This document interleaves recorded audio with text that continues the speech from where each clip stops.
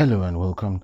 Today we'll be looking at how to create a CMS website, and for our lessons we'll be using the WordPress website. Over the world globally, this is the only type of content management system that has been widely used, apart from Wix and Squarespace, which actually has some level of decor to it and aesthetics. So we'll be logging in so that we can see how our dashboard looks like. I'll be giving you a little bit of survey so that we'll not waste time dabbling later on. We'll have more information as we keep on going. Now, while this is loading, I want us to just imagine our site. How does it look like at first glance? How does our site look at first glance? Well, here we're going to take a sneak peek at what our site will look like, and then we'll now go back to create it. This is how our site looks like. It's already using the default 2020 theme for WordPress. We'll be talking about that one later, but for now, let's go back and not digress. First on our chart list is our dashboard. Our dashboard contains everything, let me say, a synopsis or a small detail of what our site needs. Like, for example, it needs a new theme, it might need a front page, additional pages to go with, especially if it is a different type of page you're different type of website you're trying to make. You want to add a blog post, you want to view your site, you can do that. You can also manage widgets. Some of these things we've discussed. You want to add a new post, you can do that from here and set it to whatever category. You can also make medias. That means your songs, videos, pictures, everything goes here. Then you have your pages. Those pages are every single slide you visit. Now, imagine you're trying to click on a page on a website and it takes you to the next one, and the next one takes you to the next one. That is what a page is. Then we have comments. Not necessarily available. If you want it, you can choose to have it. If you don't want it, you can take it away. For me, I do not like comments at all. Then we have appearance. Appearance, here we'll discuss the theme, how to customize the theme. That is, when you have a theme, to just fix whatever you want to fix on it. Then widgets, we've already discussed that in our lesson.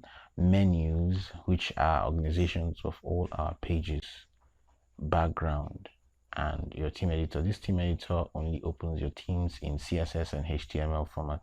Then we have the plugins. Plugins are, as we explained, are shortcuts to design your website rather than following the usual brute method of hand coding. Then we have your users, those you invite to manage your website for you or with you, as the case may be. And then we have tools like import, export, site health, exporting personal detail, and erasing personal detail.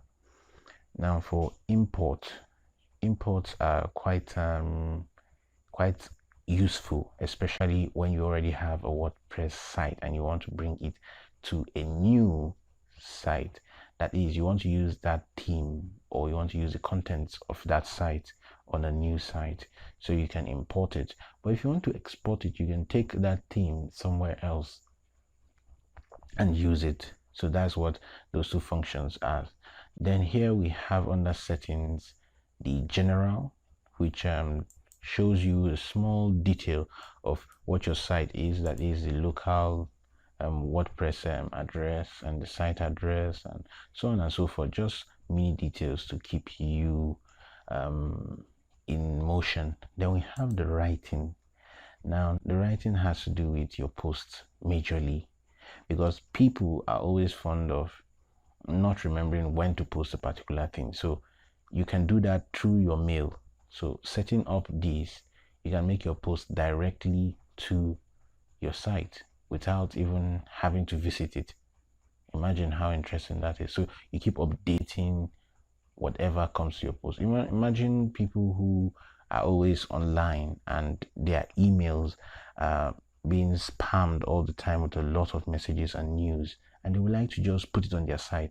You can simply just pick, put, address, and send. As easy as that can be, to get your site and it will be updated on the go. Then we also have reading. Here you organize your home page. It's still loading though. Here you can organize your home page, how you want it to look, your post page, just some of those small things, not too much. Then you have discussion, media, and permalinks.